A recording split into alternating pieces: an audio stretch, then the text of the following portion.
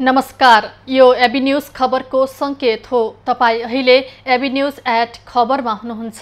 म एलिजा लामिछाने। प्रारम्भमा मूल खबर। आगामी आर्थिक वर्षको बजेटमा आजबाट मन्त्रालयगत शीर्षकमा छलफल सुरु। विभिन्न 7 मन्त्रालयको बजेटमा छलफल हुँदै।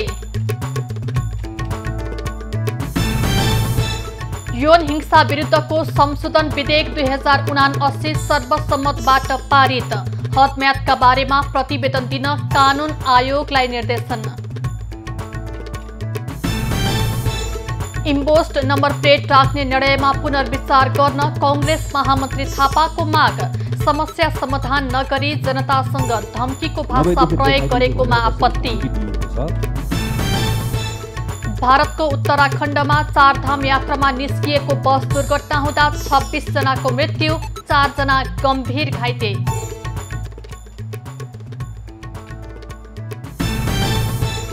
र महिला T20 विश्वकप एसिया छनौटमा नेपालको जित, भुटान 4 विकेटले पराजित।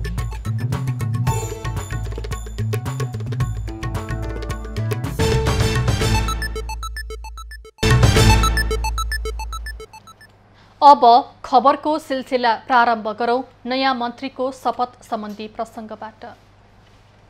प्रधानमन्त्री शेरबहादुर देउवाले आज मन्त्रीमण्डल हेरफेरको तयारी गरेका छन्। सत्ता साझेदार नेकपा एकीकृत समाजवादीले सरकारमा सहभागी 4 मन्त्रीलाई फिर्ता बोलाएर नयाँ मन्त्रीको नाम प्रधानमन्त्री शेरबहादुर देउवालाई बुझाइसकेको छ। सोही अनुसार प्रधानमन्त्री देउवाले मन्त्रीमण्डल हेरफेर गर्न लागेका हुन्। एकीकृत समाजवादीबाट मन्त्रीका लागि सिफारिस भएकाहरूको सोमबार शपथ गर्ने तयारी गरिएको छ। नयाँ मन्त्रीहरूको नामावली आइतबार नै पार्टीका अध्यक्ष माधव कुमार नेपालले प्रधानमन्त्री शेरबहादुर देउवालाई बुझाइसकेका छन्। एकीकृत समाजवादीको आइतबारको सचिवालय बैठकले जीवनराम श्रेष्ठ, मेटमणि चौधरी, शेरबहादुर कुँवर, भवानी खापुन र हिरा केसीलाई मन्त्रीको लागि सिफारिस गरेको थियो। आर्थिक वर्ष 2079-80 को बजेटमा आजबाट मन्त्रालयगत शीर्षकमा छलफल जारी छ। आजको बैठकमा कानून, न्याय तथा संसदीय मामिला, युवा तथा खेलकुद, श्रम, रोजगार तथा सामाजिक सुरक्षा, वन तथा वातावरण, शहरी विकास मन्त्रालयमाथिको छलफल हुनेछ। त्यस्तै भूमि व्यवस्था, सहकारी तथा गरिबी निवारण, महिला बालबालिका तथा ज्येष्ठ नागरिक मन्त्रालयको बजेटमा पनि आजै छलफल हुनेछ। एक सातासम्म मन्त्रालयगत छलफल सक्ने संसद सचिवालयको तयारी छ। छलफलपछि विभागीय मन्त्रीहरूले जवाफ दिने क्रम सुरु हुनेछ। जवाफ दिइसकेपछि बजेट पास प्रक्रिया अघि बढ्नेछ।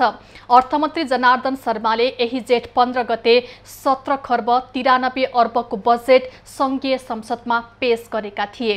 आजको बैठकमा सभामुख अग्निप्रसाद सापकोटाले यौन हिंसा विरुद्धका केही ऐनलाई संशोधन गर्ने विधेयक 2079 माथि विचार गरियोस् भन्ने प्रस्तावलाई निर्णयार्थ प्रस्तुत गर्नेछन्।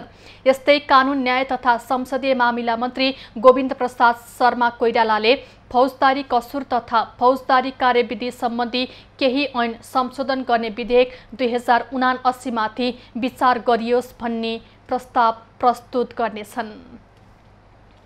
नेपाली कांग्रेसका महामन्त्री गगन थापाले सवारी साधनमा इम्पोस्ट नम्बर प्लेट राख्ने निर्णयमा पुनर्विचार गर्न सरकारसँग माग गरेका छन्।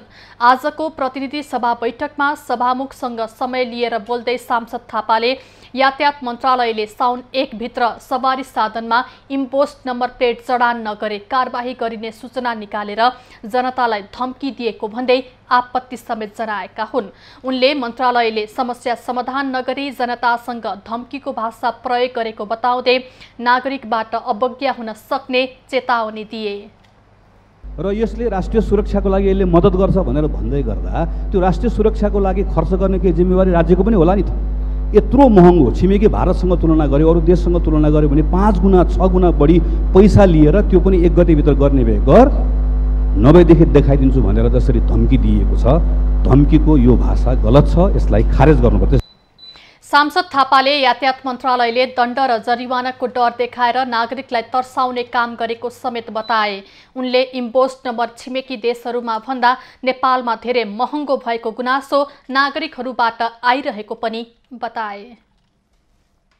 यौन हिंसा विरुद्धको संशोधन विधेयक 2079 सर्वसम्मतबाट पारित भएको छ। कानुन, न्याय तथा संसदीय मामिला मन्त्री गोविन्द प्रसाद शर्मा कोइरालाले निर्णायक प्रस्तुत गरेको यौन हिंसा विरुद्धको विधेयक सर्वसम्मतबाट पारित भएको हो। सो क्रममा कानुन, न्याय तथा संसदीय मामिला मन्त्री शर्माले हदम्यादले न्याय पाउनबाट वञ्चित हुन नपरोस् भन्नेमा सरकार गम्भीर रहेको बताए। अहिले तुरुन्तै यो विधेयकमै कति ल्याउन सकिन्छ त्यो चाहिँ हेरौँला। त्यो अध्ययन प्रतिवेदन कानुन आयोगले ल्याएर त्यसमा एक खालको स्टेक होल्डरसँगको छलफल गरेर ल्याउन सकियो भने सरकार त्यसको निम्ति प्रयत्नशील हुनेछ। त्यो अध्ययन प्रतिवेदन आउनु बित्तिकै त्यसले ल्याएको पक्षहरूमा छलफल गरेर कानुनमा आवश्यक सुधार गरिने बेहोरा समेत निवेदन गर्दै म के छ भन्दाखेरि यसमा माननीय सांसदहरूले यो छलफलमा भाग लिएर जे प्रश्न उठाउनु भयो त्यो प्रश्नप्रति एकपटक फेरि सरकार गम्भीर भएको र त्यसतर्फ सरकार अगाडि बढिसकेको कुरा अनुरोध गर्दै कानुन मन्त्री शर्माले कानुन आयोगलाई हदम्यादका विषयमा अध्ययन गरेर प्रतिवेदन बुझाउन दिएको पनि बताए। नेपालमा मुलुकी ऐन 2020ले बलात्कार मुद्दामा 35 दिन हदम्याद राखेको र पछि त्यसलाई बढाएर 6 महिना बनाइएको र मुलुकी अपराध संहिता 2074मा 1 वर्ष राखिएको उनले स्मरण गरे। सुदूरपश्चिम प्रदेशको विकासको लागि आवश्यक कार्ययोजना बनाउन सरोकारवालाहरूले प्रतिबद्धता व्यक्त गरेका छन्। सरोकारवालाहरूले लगानीको सुरक्षा गर्न सके सुदूरपश्चिम प्रदेशलाई मुलुकको सबैभन्दा धनी प्रदेश बनाउन सकिने समेत बताए। सुदूरपश्चिमाञ्चल सरोकार मञ्चले आइतबार काठमाडौँमा आयोजना गरेको कार्यक्रममा भावुक मुद्रामा देखिएका प्रधानमन्त्री शेरबहादुर देउवाले आफ्नो काठमाडौँको पहिलो यात्रा सम्झिए। उनले सुदूरपश्चिममा सडक सुविधा नहुँदा भारतका विभिन्न ठाउँ भएर काठमाडौँ आउनु परेको स्मरण गरे। पहिले लाग्यो त्यहाँबाट रेल चलेर लखनऊबाट गुवाहाटी लखनऊ रेल चलेर हामी चाहिँ मुजफ्फरपुरमा रेल चेन्ज गरेर रक्सोल पुगेको थियौँ। रक्सोलबाट फेरि गाडीमा चाहिँ काठमाडौँ आएको त्यस्तो चाहिँ अवस्था थियो सुरुमा। उनले सुदूरपश्चिम प्रदेशको विकासका लागि आवश्यक कार्ययोजना बनाउन सरकार प्रतिबद्ध रहेको समेत बताए। 12 सालमा ड्राइपोर्ट भएको खण्डमा त्यहाँ सिधै हामी चाहिँ सुदूरपश्चिम कनेक्ट हुनेछ, बम्बईसित कनेक्ट भएको खण्डमा सिधै चाहिँ बम्बईबाट सिधै चाहिँ माल सामान ल्याउन सकिनेछ, छोटो हुनेछ। त्यसले अझ पनि विकासमा पनि हाम्रो ठुलो योगदान मिल्ने विश्वास लिएको छु। कार्यक्रममा नेकपा एमालेका नेता भीम रावलले सरकारको नीति तथा कार्यक्रम र बजेटमा समेत सुदूरपश्चिमलाई उपेक्षा गरेको आरोप लगाए। सरकारको नेतृत्व गर्ने व्यक्ति नै सुदूरपश्चिमकै भएका बेला समेत सुदूरपश्चिम विकासका योजनाको प्राथमिकतामा नपर्नु विडम्बना भएको उनको भनाइ थियो। यसो हेरेको एउटा कुरा हेर्दा मलाई आश्चर्य लाग्यो।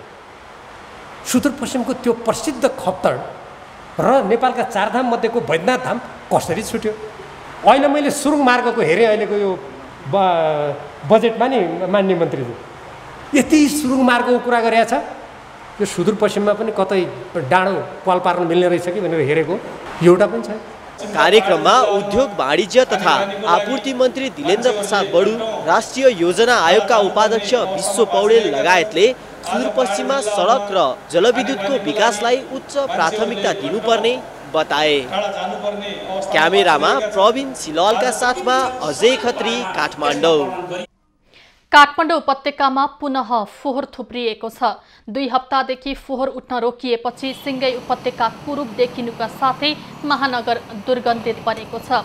2 हप्ता अघि सुरक्षाकर्मी तैनात गरेर बन्चरे डाँडामा फोहोर व्यवस्थापन गर्न सुरु गरिए पनि स्थानीयवासीको अवरोधको कारण अहिले फोहोर व्यवस्थापन रोकिँदा काठमाडौँमा फोहोर थुप्रिन पुगेको छ। यसअघि फोहोर विसर्जन गरिँदै आएको सिस्टोलको साइटको व्यवस्थापन गर्नुपर्ने भन्दै बन्चरे डाँडामा पहिलो पटक फोहोर विसर्जन गर्न सुरु गरिएको थियो। बन्चरे डाँडामा पनि स्थानीयले विभिन्न माग राख्दै अवरोध गरेपछि फोहोर व्यवस्थापन कार्य ठप्प भएको छ। सिस्टोल र बन्चरे डाँडाका स्थानीयवासीको माग सम्बोधन पासाङ ल्यामु राजमार्ग अन्तर्गतको 3 पिप्लेदेखि बन्चरे डाँडासम्मको बाटो निर्माण लगायतका विकल्पमा छलफल भइरहेको शहरी विकास मन्त्रालयले जनाएको छ। काठमाडौँ महानगरका प्रमुख बालेन्द्र शाहले पनि प्रधानमन्त्री प्रमुख दलका नेता र बागमती प्रदेशका मुख्यमन्त्रीसँग भेटेर समस्या समाधानको लागि ध्यानाकर्षण गराएका छन्। तर फोहोर उठ्ने वातावरण तयार भएको छैन। काठमाडौँ महानगर र सरकारले 17 वर्ष अघिदेखिको माग पूरा नगरेकाले बन्चरे डाँडामा फोहोर व्यवस्थापनमा अवरोध गर्नुपरेको स्थानीयको भनाइ छ। सिस्टोल र बन्चरे डाँडाका स्थानीयको निरन्तर अवरोधले फोहोर व्यवस्थापन हुन नसक्दा उपत्यका दुर्गन्धित बनेको छ।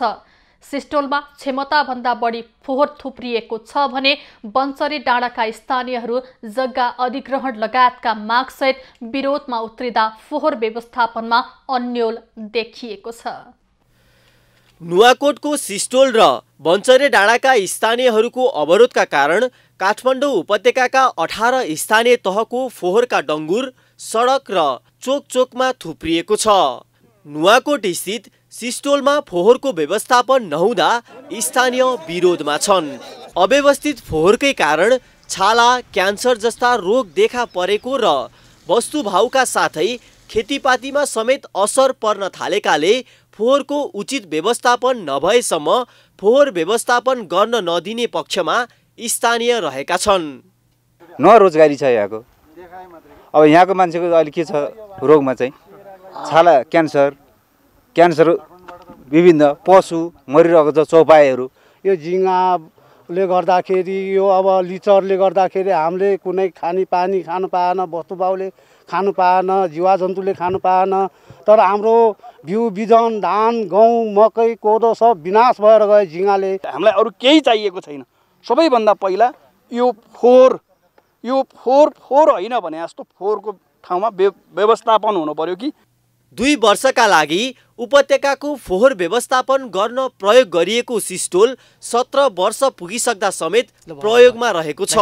दीर्घकालीन फोहोर व्यवस्थापनको लक्ष्यसहित निर्माण थालिएको बन्चरे डाँडा फोहोर व्यवस्थापन केन्द्रको काम 14 वर्ष भइसक्दा समेत सम्पन्न हुन सकेको छैन।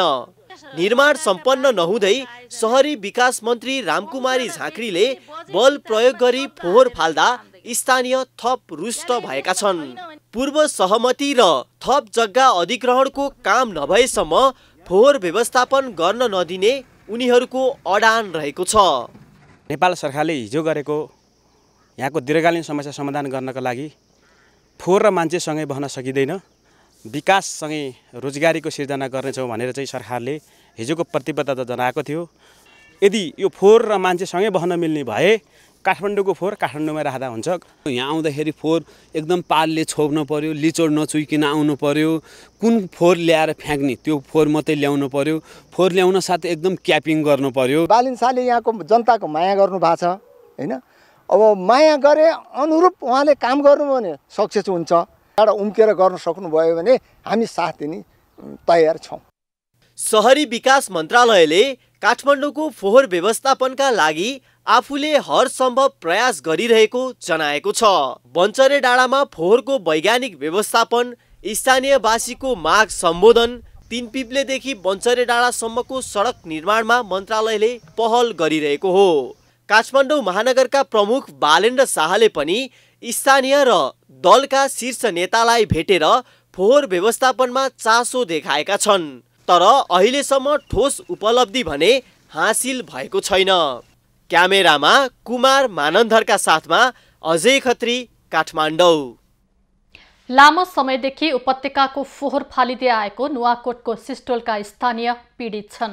काठमाडौँ महानगरपालिकाले सम्झौता अनुसार फोहोरसँगै स्थानीयको न्यूनतम सुविधाको व्यवस्था गर्न नसक्दा उनीहरू विभिन्न किसिमका रोगबाट पीडित भएका छन्। नुवाकोटको सिस्टोल स्थित फोहोर थुपारिएको डङ्गुरबाट करिब 150 मिटरको हाराहारीमा छ सुधा भुजेलको घर। केही वर्ष अघि त्यही फोहोरको डङ्गुरमा प्लास्टिक बटुल्दै जीविकोपार्जन गर्ने भुजेललाई अहिले त्यही फोहोर अभिशाप बनेको छ। उनको शरीर प्यारालाइज्ड भएको छ। प्लास्टिकबाट काम गर्न मलाई यो घर बनाइसके के भयो यस्तो भयो कि मलाई खसरमा के भन्दा बगो थाहा भएन कि मलाई म बोल्दै बोल्दैन थिएन कि औषध थिएन मेरो औषधि केही खाइरहनु त्यस्तो केही न औषध के बनाएको छैन। घर छेउमै थुप्रिएको फोहोरले रोग उब्जियो।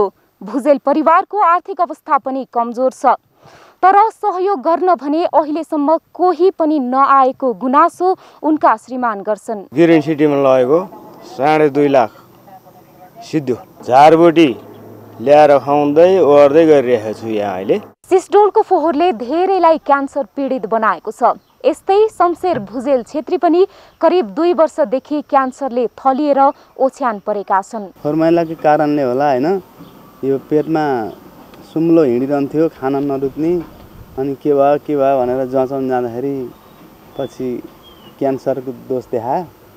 अहिलेसम्म पनि काटेरै फाल्दा पनि तुस निक्रिएर रहन्छ, अहिले पनि समस्या देखाइरहेको छ। घर छेउमा थुप्रिएको फोहोरले नागरिकको स्वास्थ्यमा गम्भीर असर पारिरहेको छ। क्यान्सर, प्यारालाइसिस जस्ता घातक रोगहरूले नागरिक संक्रमित भइरहेका छन्।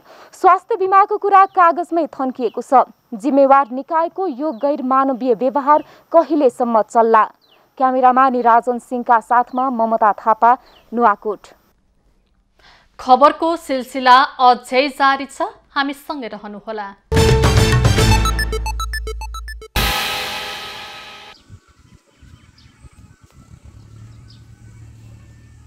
सशस्त्र युद्ध लडिरहेको तत्कालीन नेकपा माओवादीका स्थानीय नेता कार्यकर्ताले थापेको धरापमा ठोरीबाट भरतपुर आउँदै गरेको ना 1 ख 3245 नम्बरको बस पर्दा 38 जनाको मृत्यु भएको थियो। 2062 सालको जेठ 23 गते बाँदरमुडेमा भएको बम विस्फोटमा परेर 38 जनाको मृत्यु भएको थियो भने 75 जना घाइते भएका थिए। मृत्यु हुनेमा 3 जना नेपाली सेनाका जवान पनि थिए। ज्यान गुमाउनेका परिवार, अङ्गभङ्ग हुनेहरू र उनीहरूका परिवारका जीवनमा धेरै उतार चढाव र परिवर्तनहरू आए, तर उनीहरूले खोजेको राहत र न्यायको आशा पूरा हुन सकेन। बरु 17 वर्ष पुरानो घाउ अझै आलै बनेर उनीहरूको मानसपटलमा घुमिरहेको छ। व्यक्तिगत कुरा त उहाँसित भएको छैन, तर हाम्रो केही घाइतेहरू चाहिँ उसको नजिकका मान्छेहरू पनि बनेका छन् अहिले हैन। उनीहरूले पनि धेरै पटक कुराकानी गरिरहेछन्, त्यो छैन। र राज्यमा चाहिँ तपाईको यो प्रत्यक्ष हेर्ने भनेको कानुन मन्त्री। करिब 1 दशक अघि माओवादी केन्द्रका अध्यक्ष पुष्पकमल दाहालले माडी आएर घटनाका पीडितका लागि विशेष प्याकेज ल्याउने घोषणा नै गरेका थिए। त्यो घोषणाबाट केही होला कि भन्ने आशा घटनाका पीडितहरूको थियो, तर उनले दोस्रो पटक प्रधानमन्त्री हुँदा पनि आफ्नो बाचा पूरा गर्न नसकेको र कैयन मन्त्रीहरूले दिएको आश्वासन पनि पूरा नभएको बाँदरमुडे घटना पीडित समितिले जनाएको छ।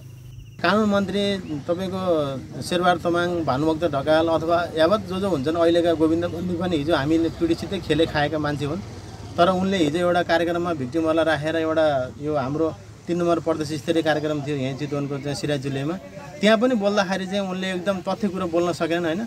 बाँदरमुडे घटनाको केही वर्षमा तत्कालीन नेकपा माओवादी देशको सबैभन्दा ठूलो पार्टी बन्यो। उक्त पार्टीका अध्यक्ष दाहाल देशको प्रधानमन्त्री बने। त्यतिखेर मृतकका परिवार र घाइतेहरूले धेरै आशा गरेका थिए, तर उनीहरूले सोचे जस्तो केही भएन। सोही पार्टीका नेता बाबुराम भट्टराई प्रधानमन्त्री हुँदा पनि उनीहरूको आशा पूरा हुन सकेन। घाइते छ छोरो, केही पाएको छैन अहिलेसम्म, के अरे काम गर्न सक्दैन। पहिला उतिखेर क्रिया गर्नुपर्छ भनेर राखे, खर्च भयो, हात यति छोटो छ काट्न पर्छ भने त दिनुको मान्छे काट्न मानेन, यहाँ नसकुन्छ र हात छोटो छ। केही छ अहिलेसम्म, न जागिर पाएको छ न पैसा पायो, केही नै पायो होइन, त्यति नै छ। माडीको सदरमुकाम मानिने बसन्तपुरबाट करिब 5 किलोमिटर दूरीमा बाँदरमुडे खोला छ। बम विस्फोटको घटना हुनु अघि नै त्यो खोलाको पुल भत्किएको थियो। पुल भत्किएपछि गाडीहरू खोलाबाटै चल्थे। अहिले यो खोलामा पुल निर्माणाधीन छ। घटना भएको 3 वर्षपछि खोलाको 50 मिटर जति पर बाँदरमुडे स्मारक बनाइएको थियो। स्मारकमा घटनामा मृत्यु हुने र घाइते हुनेको नाम उल्लेख छ। प्रत्येक वर्ष जेठ 23 गते घटनाका पीडितहरूले आफ्नो माग राख्दै सोही स्थानमा श्रद्धाञ्जली कार्यक्रम गर्दै आएका छन्। चितवन ब्युरोको रिपोर्ट।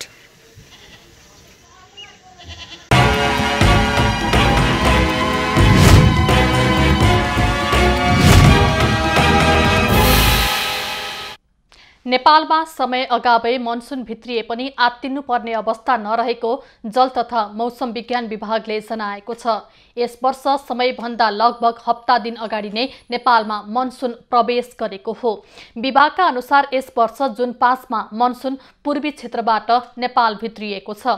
नेपालकै सबै क्षेत्रमा मनसुन सक्रिय हुन हप्ता दिन लाग्ने विभागले जनाएको छ। विभागकी प्रवक्ता विभूति पोखरेलले सधैँ एक समय र मितिमा मौसम भित्रने भन्ने नभएको भन्दै यसलाई नकारात्मक रूपले लिन नमिल्ने बताइन्। उनले हरेक वर्ष सामान्यतः नेपालमा 13 जुन पछि मात्रै मनसुन भित्रने गरेको, तर यस वर्ष भने 5 जुनमा नै मौसम भित्रिसकेको जानकारी दिइन्। यो वर्ष चाहिँ जुन 5 मै मनसुन भएको छ हैन, मनसुन अनसेट डेट। सबै वर्ष यस्तै हुनुपर्छ भन्ने चाहिँ छैन। जुन 13 मै मनसुन अनसेट हुनुपर्छ भन्ने चाहिँ हुँदैन हैन। कुनै वर्ष अलिकति छिटो पनि हुन सक्छ, कुनै वर्ष ढिलो पनि हुन सक्छ। त्यही भएर यो छिटो भयो के भयो भन्ने चाहिँ खासै त्यस्तो नमान्दा पनि हुन्छ है। विभागले आगामी 3 दिन प्रदेश 1 देखि गण्डकी प्रदेशसम्म हल्कादेखि मध्यम वर्षाको सम्भावना रहेको पनि जनाएको छ।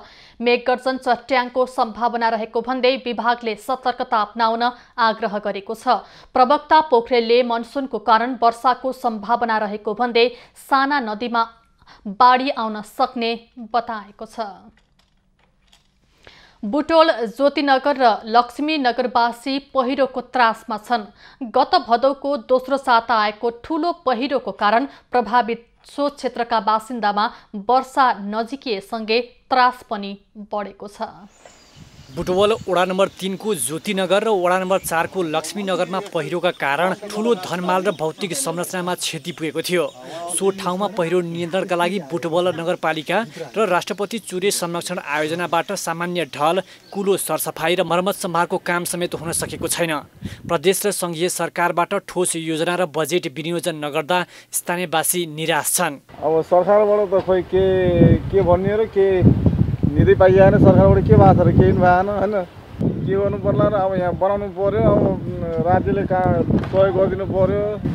अब जनताले मात्रै सक्दैन एक्लै, अब नगरपालिकाले कति दियोस् र दिने अब सक्दैनन्। केन्द्रीय सरकारले काम गर्नु पर्यो। पहिरो क्षेत्रको अवलोकन गरी बैठक राखेर प्रदेश र केन्द्रीय सरकारलाई बजेट निकासीका लागि पत्र पठाइसकेको जनप्रतिनिधिहरूले बताएका छन्। लक्ष्मीनगरको सुखौरा खोलाको शिरमा तत्काल नियन्त्रणको काम नगरे बुटवलको ठूलो बस्ती समेत प्रभावित हुने देखिन्छ। र यहाँ यो 3 ठाउँमा निकै खतरा छ। यदि हामीले यो पहिरोलाई नियन्त्रण गर्न सकेन भने यहाँको यो जुन यो बस्ती छ र लक्ष्मीनगरको यो एरिया छ, यसलाई नै भोलि बिहान अप्ठ्यारो स्थितिमा पार्ने देखिन्छ। चुरे क्षेत्रमा पर्ने बुटवलको ज्योतिनगर र लक्ष्मीनगरको पहिरो रोकथामका लागि तीनै तहका सरकारले तत्काल स्पष्ट योजना बनाएर अगाडि नबढ्ने हो भने बुटवलको ठूलो बस्ती जोखिममा पर्ने देखिन्छ। देख्दै अत्यास लाग्ने बुटवल ज्योतिनगरको पहिरो सधैँ त्रासमा छन्। बुटवलवासी संघीय सरकारले स्पष्ट योजना ल्याउन नसक्दा सधैँ उनीहरू त्रासमा बाँचिरहेका छन्। एभिन्यूज खबरको लागि दामोदर खनाल, बुटवल। राजधानीको एक शिक्षालयमा शिक्षकबाट बालिकामाथि यौन दुर्व्यवहार भएको घटना बाहिरिएको छ। होस्टलका वार्डेन रामजी बस्नेतले छात्राहरूमाथि लामो समयदेखि यौन हिंसा गर्दै आएको खबर बाहिरिएपछि वार्डेन बस्नेत फरार रहेका छन्। शिक्षालयका प्रिन्सिपल सहित 2 जनालाई प्रहरीले नियन्त्रणमा लिएको छ।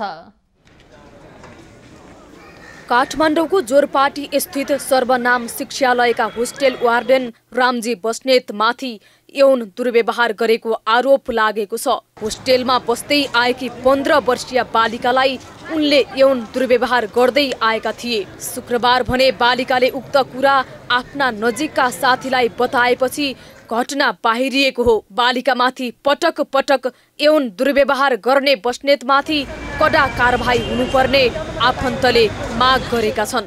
पीडितलाई चाहिँ मेसेज गरेर तैँले कसैलाई आउट गरिस् भने मैले चाहिँ तँलाई पाइपले हान्छु भन्ने, अनि बेलुका ढोका थुनेर कुट्ने, त्योसम्म भएको रहेछ। अनि यसमा मिलोमत्तो भनेको प्रिन्सिपलको पनि छ।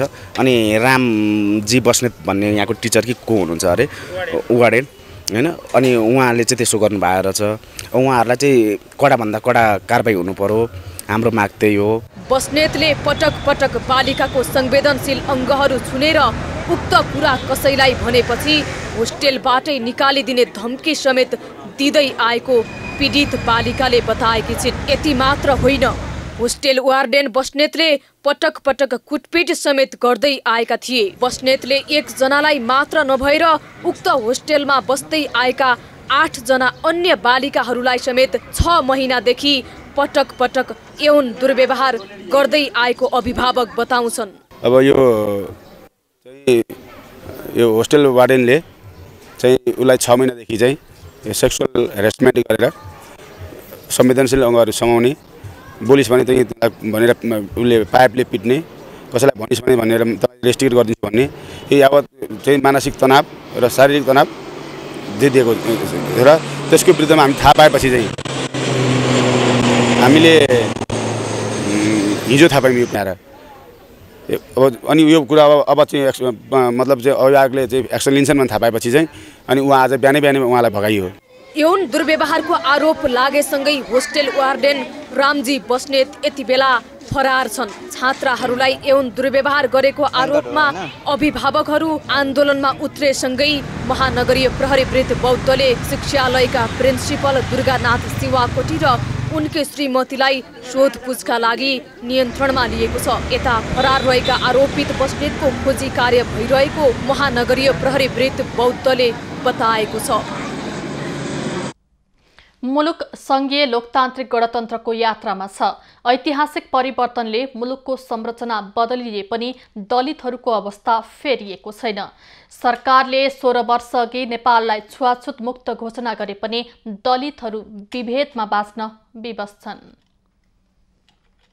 ऐतिहासिक परिवर्तनको गर्भमा जन्मिएको गणतन्त्रमा पनि कथित जातका नाउँमा उच्चो नीचो मात्र होइन, घृणा, अपमान, हत्या जस्ता जघन्य अपराधले दलित समुदाय विक्षिप्त छ।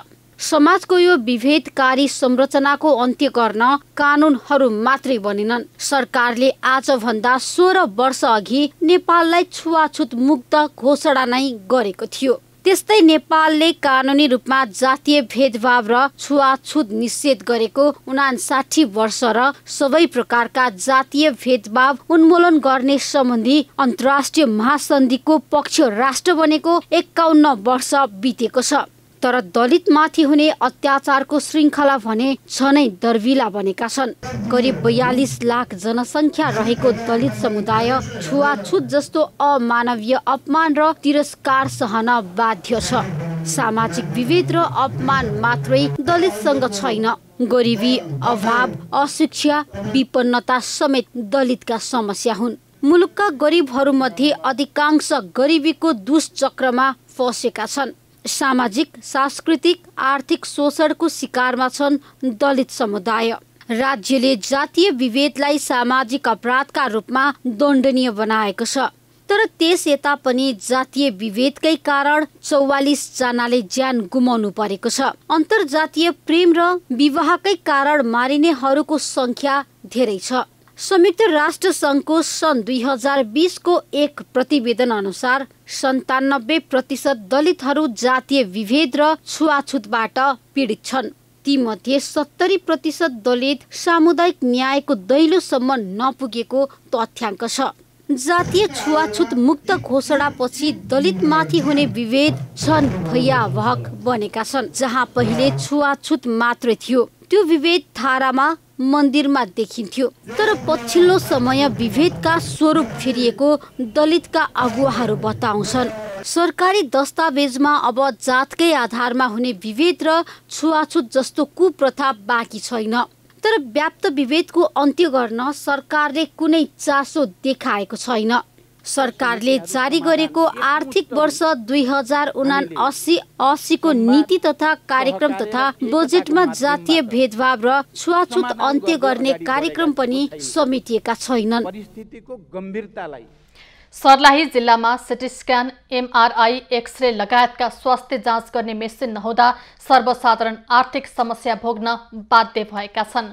जिल्लामा एउटा प्रादेशिक अस्पताल सहित सयौं स्वास्थ्य केन्द्र र निजी क्लिनिकहरू सञ्चालनमा रहे पनि जाँच गर्ने मेसिनहरू नहुँदा बिरामीहरू थप खर्च गरेर वीरगञ्ज, जनकपुर लगायतका शहरहरूमा जान बाध्य भएका छन्। सर्लाही जिल्लामा प्रादेशिक अस्पताल सहित सैकडौं निजी अस्पतालहरू, क्लिनिकहरू सञ्चालनमा रहे पनि सामान्यतया एउटा सिटी स्क्यान तथा एमआईआर गराउनको लागि जनकपुर तथा वीरगञ्ज धाउनुपर्ने अवस्था रहेको छ।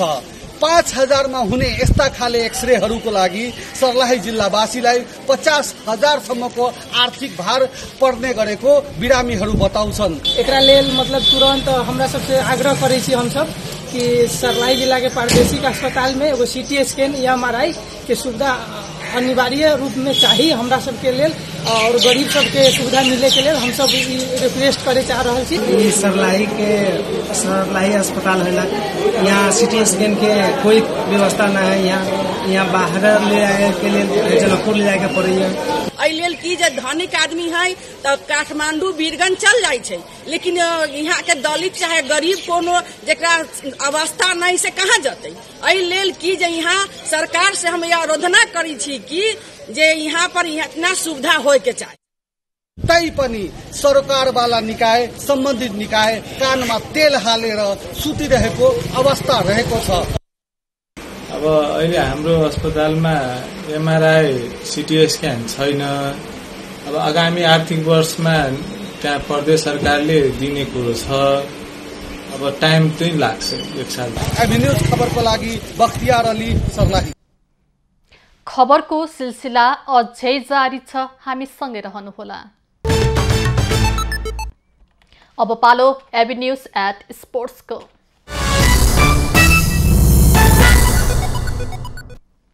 सानु राजवंशीले 30 रनको अभिजित पारी खेलेपछि नेपालले आईसीसी अन्डर-19 महिला टी20 विश्वकप एसिया छनौट अन्तर्गत तेस्रो खेलमा भुटानलाई 4 विकेटले पराजित गरेको छ। भुटानले दिएको 67 रनको लक्ष्य नेपालले 13.1 ओभरमा 6 विकेट गुमाएर भेटायो। नेपालको सुरुवात खराब रहेको थियो। पहिलो ओभरमै ओपनर स्नेहा महत्रा खाता खोल्न नपाई आउट भइन्। तेस्रो ओभरमा आउट भएकी अर्की ओपनर किरण कुमारी कुँवरले 2 रन मात्र बनाइन्। तेस्रो नम्बरमा आएकी साना प्रवीणले 12 रन मात्र जोडिन्। उनले 15 बलमा 2 चौका प्रहार गरिन्। चौथो नम्बरमा ब्याटिङमा आएकी सानुले नेपालको लागि सर्वाधिक रन जोड्ने क्रममा 32 बल खेलेर 5 चौका प्रहार गरिन्। त्यसपछिका ब्याटहरू आसमा पुलामी मगरले 3, कप्तान कृतिका मरासिनीले 2, सृष्टि जयसीले 8 र एलिसा कुमारी यादवले अभिजित 2 रन बनाइन्। नेपालले अतिरिक्त 8 रन पाएको थियो। यसअघि पहिलो खेलमा कतारमाथि 79 रनको जित रचेको नेपालले आफ्नो दोस्रो खेलमा शनिबार युएईसँग 10 विकेटको हार भोगेको थियो। जनता समाजवादी पार्टी जसपा पनि मन्त्री हेरफेरको तयारीमा जुटेको छ। अध्यक्ष उपेन्द्र यादवले नयाँ मन्त्री छान्न आन्तरिक तयारी सुरु गरेका हुन्। राजेन्द्र श्रेष्ठ, रेणु यादव, महेन्द्र राय यादव र रामसहाय यादव मध्ये 3 जनालाई फिर्ता बोलाउने पार्टीको तयारी छ। प्रदीप यादव, प्रमोद शाह र इस्तियाक राईलाई सरकारमा पठाउने जसपाले तयारी थालेको हो। पार्टी अध्यक्ष केपी ओली विरुद्ध अभिव्यक्ति दिएको भन्दै नेकपा एमाले स्थायी कमिटी सदस्य घनश्याम भुसाललाई कारबाही प्रक्रिया अघि बढाएको छ। अनुशासन आयोगले सचिवालय बैठक राखेर भुसाललाई आवश्यक कारबाहीका निम्ति पार्टीमा सिफारिस गरेको हो। प्रतिनिधि सभा र प्रदेश सभाको निर्वाचनलाई लक्षित गर्दै निर्वाचन आयोगले मतदाता नामावलीमा नाम दर्ता गर्न योग्यता पुगेका नेपाली नागरिकको लागि असार 1 गतेबाट नामावली दर्ता खुलाउने भएको छ। बसोबास गरिरहेका जिल्लाबाट नाम दर्ता गर्न मिल्ने गरी आयोगले नामावली दर्ता खुला गर्ने गरी तयारी गरेको हो। नेकपा एमालेका नेता भीम रावलले कमजोरीको संस्थागत रूपमा गम्भीर समीक्षा गरी बाटो तय गर्नुपर्ने बताएका छन्। यसो नगरी उल्टो बाटो हिँड्दा झन पराजय हुन सक्ने उनको भनाइ छ। घनश्याम भुसाललाई कारबाही गरिएको प्रति लक्षित गर्दै उनले कमजोरीको संस्थागत रूपमा गम्भीर समीक्षा गरी बाटो तय गर्नुपर्ने उल्लेख गरेका हुन्। प्रदेश प्रमुख अमिक शेरचन अस्वस्थ भएपछि लुम्बिनी प्रदेश सरकारको नीति तथा कार्यक्रम 2 दिनपछि सरेको छ। सोमबार ल्याउने भनिएको नीति तथा कार्यक्रम बुधबारको लागि सरेको हो। प्रदेश प्रमुख शेरचन अस्वस्थ भएकाले बैठक 2 दिनपछि सारेको बताइएको छ। विमान दुर्घटनाको जोखिम न्यूनीकरणको लागि मौसम सफा नभई आन्तरिक उडानको लागि अनुमति नदिने निर्णय यथावत रहेको नेपाल नागरिक उड्डयन प्राधिकरणले जनाएको छ।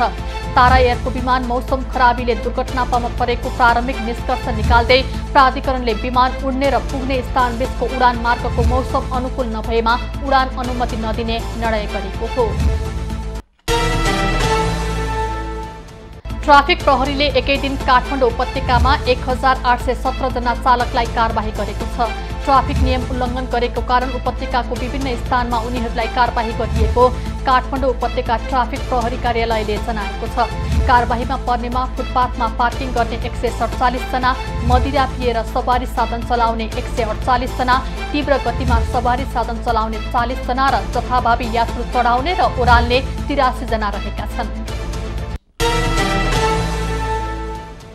बाढी पूर्वानुमान महाशाखाले देशका 12 जिल्लाका साना नदीनालाहरूमा आज बहाव बढ्ने सम्भावना रहेको भन्दै सतर्कता अपनाउन आग्रह गरेको छ।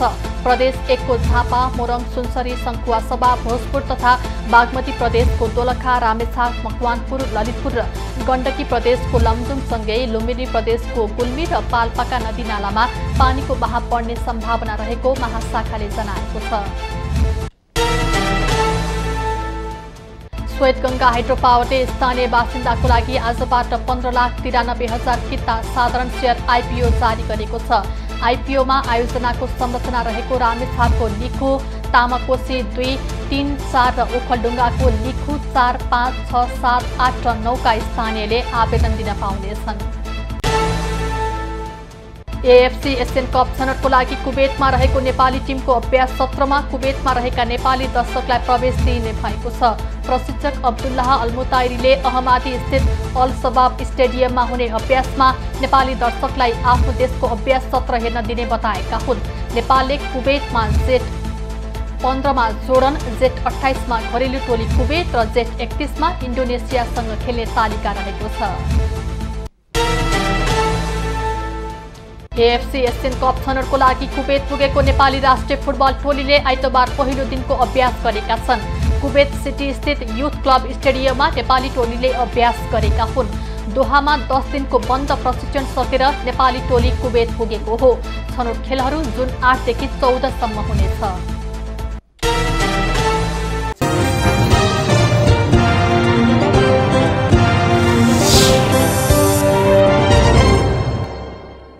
हाल प्रदेश 1 बागमती र गण्डकी प्रदेशमा सामान्य बदली रही बाँकी भूभागहरूमा आंशिक बदली रहेको छ।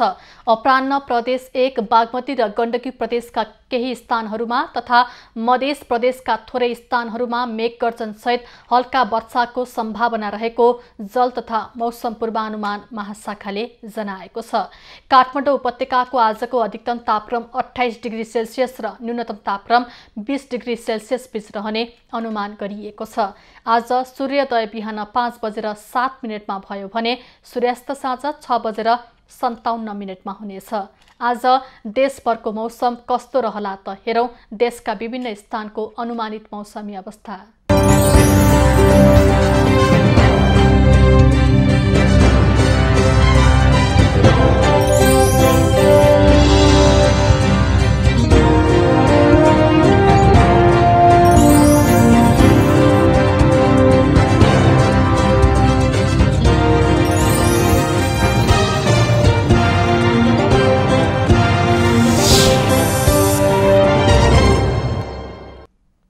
अहिलेलाई खबरको क्रम यति नै। एबी न्यूज खबरका यी सहित अन्य विस्तृत खबरको लागि www.abnews.tv लगअन गर्न सक्नुहुनेछ। युट्युब, फेसबुक र ट्विटरमा पनि हामीलाई फलो गर्न सकिनेछ। खबरभित्रको खबरको लागि हेर्दै रहनुहोला एबी न्यूज खबर। नमस्कार।